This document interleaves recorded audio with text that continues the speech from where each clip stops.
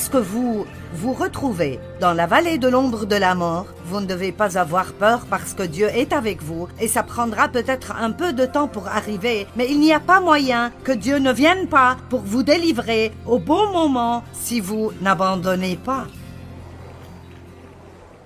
Pour être guidé sur le chemin de la justice et pour grandir, nous devons faire de nouvelles choses, nous devons être prêts à changer.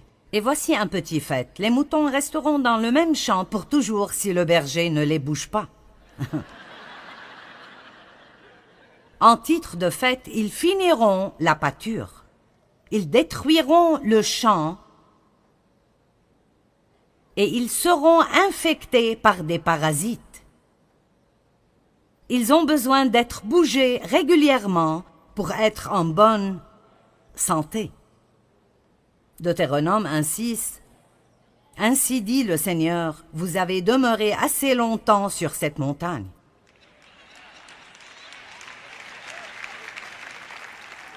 Allez, certains d'entre vous continuent à danser autour du même fichu problème. Vous avez eu la même mauvaise attitude pendant les dernières 20 années. Vous avez été énervé contre la même personne pendant ces 5 dernières années. Vous avez le même poids sur les épaules depuis que vous aviez 20 ans. Et c'est le moment de dépasser cela. Oui, vous êtes rendu juste avec Dieu à travers votre foi en Christ, mais maintenant c'est le moment de briller un peu plus fort. Le chemin du juste brille toujours plus et plus. Puis-je vous dire quelque chose? Jésus est l'espoir du monde, mais les gens ne verront pas Jésus s'ils ne le voient pas à travers son peuple. Quoique Dieu est pour vous, n'importe quel voisinage, ou quel travail, ou quelle école, ou quelle église, vous êtes placés stratégiquement par Dieu pour un but. Et votre but est de briller. Allez. Eh bien, je ne sais pas ce que Dieu veut que je fasse. Je ne sais pas quel est mon appel. Brillez. Allez au travail et souriez. Et quand les gens vous demandent pourquoi vous êtes si heureux tout le temps, dites-leur « Parce que je connais Jésus, j'ai toujours de l'espérance. Mes circonstances ne sont pas toujours ce que je veux qu'elles soient, mais il est mon aide. »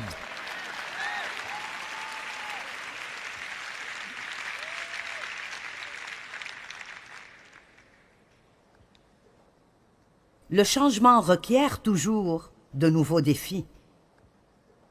Dieu veut que nous allions quand il nous dit d'aller et que nous restions quand il nous dit de rester.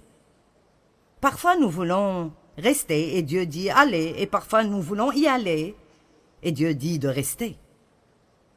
Et nous n'avons pas le temps pour cela maintenant, mais dans les Nombres, chapitre 9, nous avons un grand exemple de quand la nuée recouvrait le tabernacle, quand les Israélites voyageaient à travers le désert. Ils étaient guidés par une nuée durant la journée et du feu la nuit. Et si vous lisez les Nombres 9, 17 à 22, ce sont juste de merveilleux versets, parce qu'ils disent essentiellement que parfois la nuée restait une journée et puis elle bougeait et il devait bouger. Et parfois elle restait une nuit et parfois elle restait plusieurs jours. Donc ils ne savaient jamais quand Dieu bougerait. Mais quand Dieu bougeait, il devait bouger. Maintenant, comment pouvez-vous savoir si Dieu a terminé avec quelque chose? Il n'y a rien qui vous rend plus misérable que de continuer à s'accrocher à quelque chose dont Dieu a terminé depuis longtemps. Êtes-vous enclin à rester au même endroit jusqu'à ce qu'il devienne vide? Avez-vous besoin de quelque chose de nouveau, mais vous êtes soit trop paresseux pour bouger ou trop effrayé pour bouger? Quand l'endroit où vous êtes ne vous donne plus le maximum de bénéfices, vous devez bouger. Vous devez changer.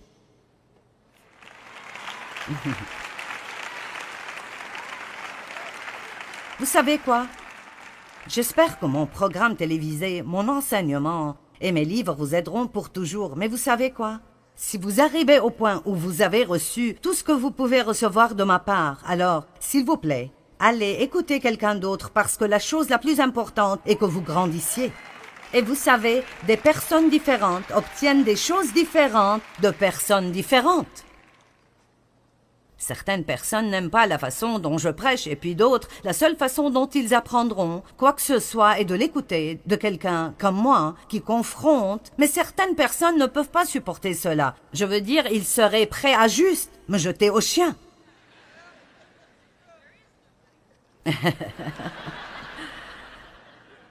Avez-vous déjà eu un travail pendant des années qui est juste un trou? Avez-vous besoin d'une nouvelle pâture? Êtes-vous dans une église où vous ne grandissez plus spirituellement?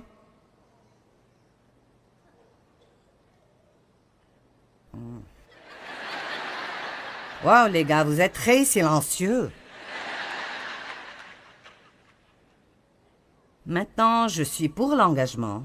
Et tant que vous pouvez grandir, vous devez rester où vous êtes et être fidèle. Je me fiche de si vous êtes là pendant une centaine d'années, mais vous devez vous demander, est-ce que je change et je grandis?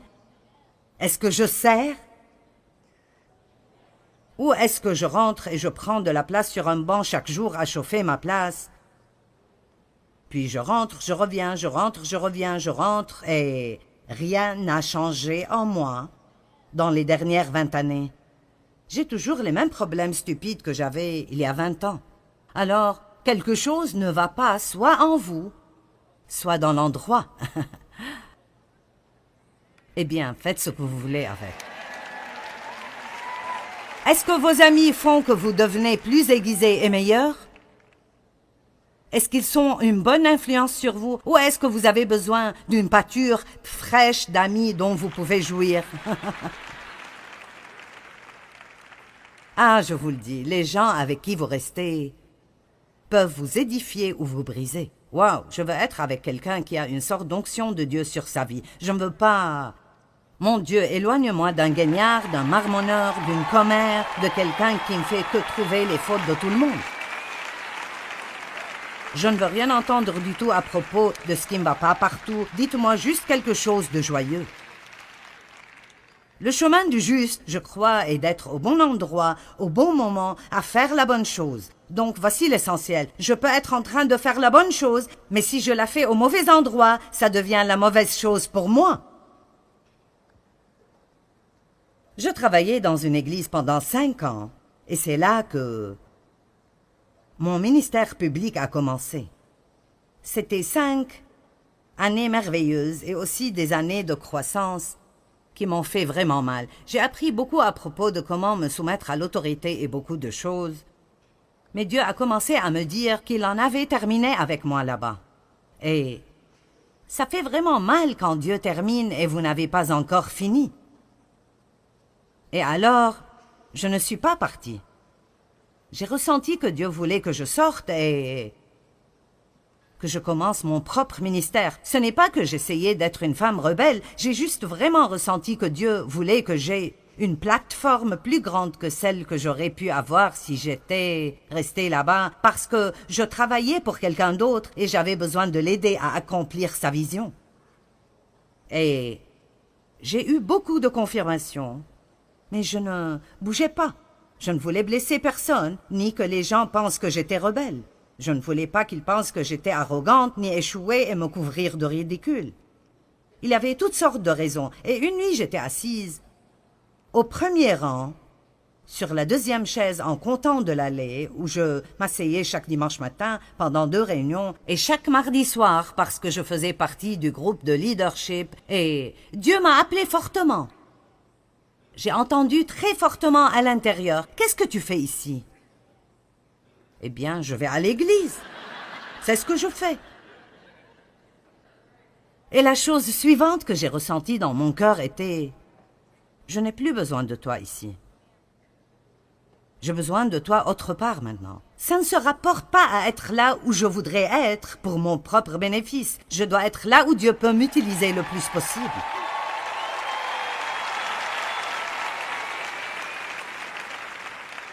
Et comme je l'ai dit, vous savez, s'il vous plaît, si vous grandissez et vous servez, alors restez juste là où vous êtes. Je n'encourage personne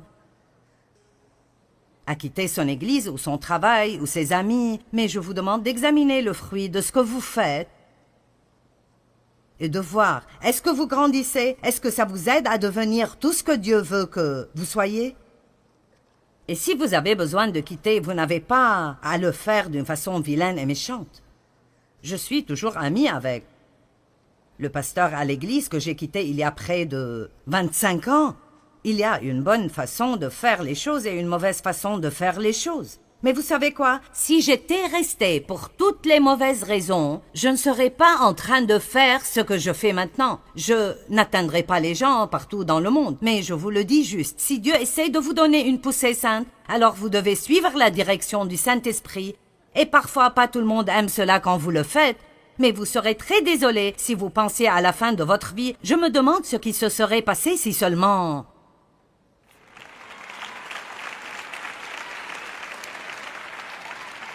Donc, maintenant, j'espère que je ne causerai de problème à personne et que vous n'irez pas faire un tas de trucs stupides. Combien d'entre vous comprennent l'équilibre de ce que j'essaie de partager avec vous? Donc, mon cheminement avec Dieu était très, très intéressant, comme celui de tout le monde, et j'ai trouvé que la vie est une forme incessante de laisser tomber et de tenir fermement. Laisser tomber et tenir fermement. J'ai abandonné un travail à plein temps pour me préparer pour le ministère et tout ce que je faisais était ces études bibliques. Quand j'ai abandonné ce travail, j'ai pensé que sûrement Dieu nous bénira financièrement et que nous verrions des miracles dans nos finances. Mais pendant 6 ans, nous devions juste faire confiance en Dieu pour nos chaussettes et nos sous-vêtements. Alors j'ai fait ce qu'il faut et les choses ont semblé aller en arrière avant que nous n'avancions. Écoutez, parfois notre engagement sera testé. Nous abandonnons notre enfance et nous devenons adolescents, puis nous devenons adultes. Nous abandonnons des amis et nous allons à l'université. Nous abandonnons ces amis et nous obtenons un travail. Nous nous marions, nous laissons nos parents, nous avons des enfants, nous laissons tomber notre liberté. Combien d'entre vous n'ont pas manqué ce que j'ai dit là? Amen. Nous prenons un peu plus de responsabilité. Nos enfants partent, nous devons prendre en main une toute nouvelle vie. Et personnellement, je suis à un endroit dans ma vie où je dois m'occuper de quelques rides dont j'aurais préféré ne pas m'occuper. Combien d'entre vous en sont là? Vous devez vous occuper d'un genou qui ne veut plus faire les choses qu'il pouvait faire auparavant, et une ride qui n'était pas là un jour avant quand vous regardiez dans le miroir. Donc, est-ce que je veux faire les choses comme il faut ou je les ferai à ma façon? Est-ce que je vais faire les choses que je veux faire ou est-ce que je ferai ce que Dieu veut que je fasse? Si nous faisons toujours ce que Dieu veut que nous fassions, nous aurons toujours la paix. Faire la bonne chose est quelque chose de merveilleux. Prenons un engagement ce soir. Seigneur, à partir de maintenant, je ferai juste avec ton aide ce que je crois dans mon cœur être bon. Je ne discuterai pas, je ne ferai pas d'excuses. Je veux juste très simplement faire ce que je crois être la bonne chose à faire. Combien d'entre vous savent que si vous faites du shopping et il vous rentre de trop d'argent, le garder n'est pas la bonne chose à faire? Combien d'entre vous savent que quand vous achetez des affaires, que ce n'est pas bon de laisser le chariot dehors au milieu du parking collé à la voiture de quelqu'un d'autre? Regardez comme vous êtes intelligent. Combien d'entre vous savent que ce n'est pas bien de s'asseoir au travail et de jouer sur l'Internet quand votre patron ne regarde pas? Oh, à peu près la moitié d'entre vous savent cela. Eh bien, vais-je devoir modifier mon message? Ça s'appelle l'intégrité. Beaucoup de gens aujourd'hui ne savent même pas ce que c'est et nous devons apprendre à faire ce qui est bon parce que c'est bon, parce que ça honore Dieu quand nous faisons ce qui est bon. Et nous devons faire confiance à Dieu. Vous n'obtenez pas toujours des résultats instantanés. Si le diable voit que vous êtes engagé à être juste, il trouvera une façon de vous persécuter. Mais si vous êtes droit, vous arriverez ultimement à une récompense qui est si merveilleuse que vous ne saurez absolument pas quoi en penser. Vous savez, écoutez. Je regarde toutes les choses difficiles que j'ai traversées et les amis que j'ai perdus et quand on m'a demandé de quitter mon église et quand on s'est moqué de moi. Et c'était juste, c'était si blessant. Mais vous savez quoi? Dieu est fidèle. Et je vous dis quoi? Je suis toujours là et je peux aider les gens et j'ai une vie heureuse maintenant. Je veux dire, j'ai 71 ans et je parcours le monde entier.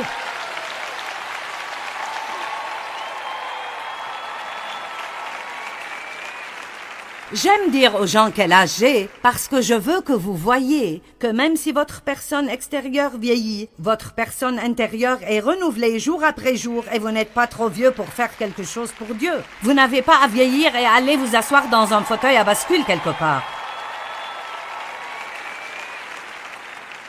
J'ai besoin de plus de repos qu'avant et j'utilise la sagesse, mais l'essentiel est que plus vous servez Dieu de tout votre cœur et vous essayez de vraiment faire ce qui est bon parce que c'est bon, plus vous verrez des bénéfices dans vos vies de différentes façons.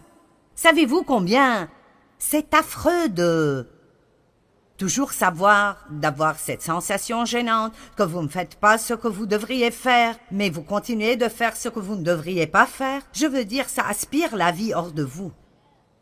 C'est merveilleux de savoir que vous faites la bonne chose. Vous savez, Shadrach, Meshach et Abednego sont un bon exemple de personnes qui ont fait la bonne chose et ça paraissait devenir amer.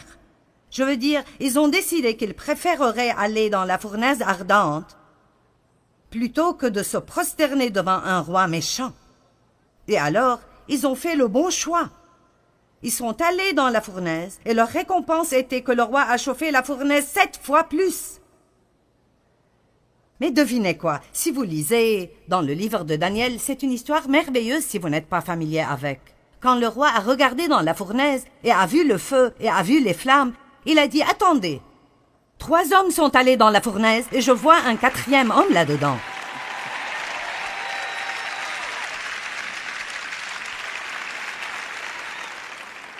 J'aime cette partie. Ils sont entrés liés et ils sont sortis sans lien. Parfois, c'est dans la fournaise que vos plus grandes chaînes sont brisées dans votre vie. Et alors,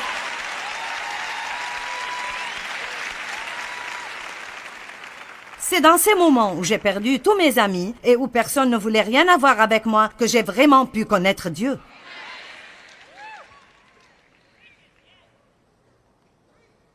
Et j'aime le fait que la Bible dit que quand ils sont sortis, ils ne sentaient même pas le feu. Il me conduit sur le droit chemin, et si je devais traverser la vallée de l'ombre de la mort, je ne craindrais aucun mal, car tu es auprès de moi. Juste parce que je fais la bonne chose ne veut pas dire que je n'aurai pas de difficultés. Et ce n'est pas quelque chose à propos de quoi je dois me plaindre. Ce n'est pas quelque chose où j'ai besoin de rappeler Dieu combien je suis bonne et comment je ne comprends pas pourquoi ceci arrive avec moi. Pourquoi moi? Pourquoi moi? Pourquoi moi? Eh bien, pourquoi pas moi? Si je fais confiance en Dieu, je peux lui faire confiance dans la vallée, comme je peux lui faire confiance sur les sommets de montagne. Et je peux avoir confiance que Dieu a quelque chose de bon pour moi, même si ça arrive dans la fournaise. Joseph a pris la bonne décision quand la femme de Potiphar a essayé de le séduire. Il a dit non pour maintenir son standard moral. J'aimerais voir plus de cela aujourd'hui. Vous ne voulez pas que j'en parle, n'est-ce pas? Waouh! Et il a dit, non, je ne serai pas impliqué sexuellement avec toi. Pourquoi? Parce que ce n'était pas bien. Il l'a fait pour honorer Dieu. Fin de la conversation. Alors, elle a menti à son propos. Elle a dit qu'il a essayé de l'attaquer. Potiphar l'a cru. Et Joseph est allé en prison pendant 13 ans pour quelque chose qu'il n'a pas fait. Il a fait la bonne chose et a passé 13 ans en prison. Mais ces années derrière les barreaux sont la période où Dieu l'a forgé pour être un homme qu'il pouvait utiliser. Et il est allé de la fosse au palais et a fini par être le 2e homme gouvernant dans tout le pays.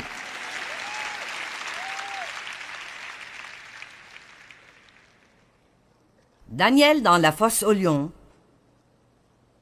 Tellement de bonnes histoires. Daniel était un homme d'intégrité et les autres, dirigeants dans de hautes positions, le haïssaient parce qu'il avait la faveur du roi. Et vous savez, même un roi méchant vous aimera si vous êtes intègre.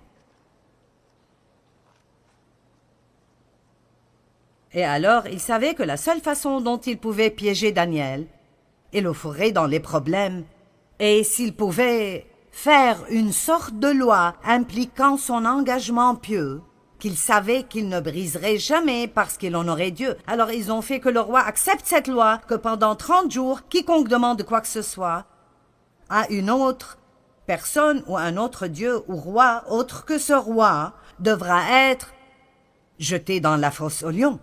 Eh bien, Daniel avait l'habitude de prier 3 fois par jour avec la fenêtre ouverte, et il a continué à prier 3 fois par jour avec la fenêtre ouverte. J'aime le fait que la Bible dit avec la fenêtre ouverte. Il n'a pas dit je vais prier en secret pour ne pas être attrapé. Et évidemment, il a été mis dans la fosse aux lions, et le roi était plus gêné à ce propos que lui. Et le roi est resté réveillé toute la nuit. Quand vous faites la mauvaise chose, vous ne pouvez pas dormir.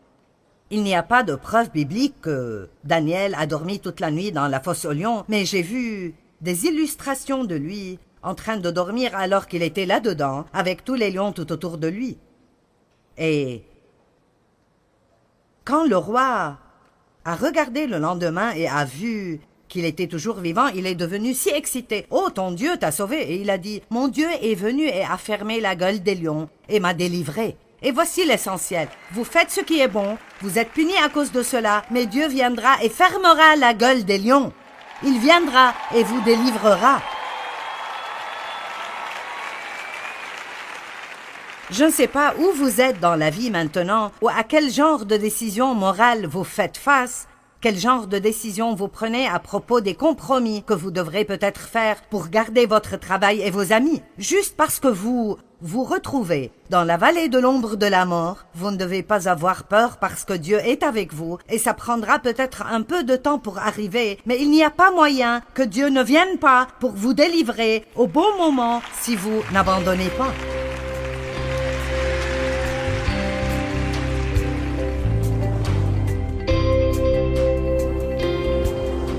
Nous avons tous des choses dans nos vies que nous voulons vraiment.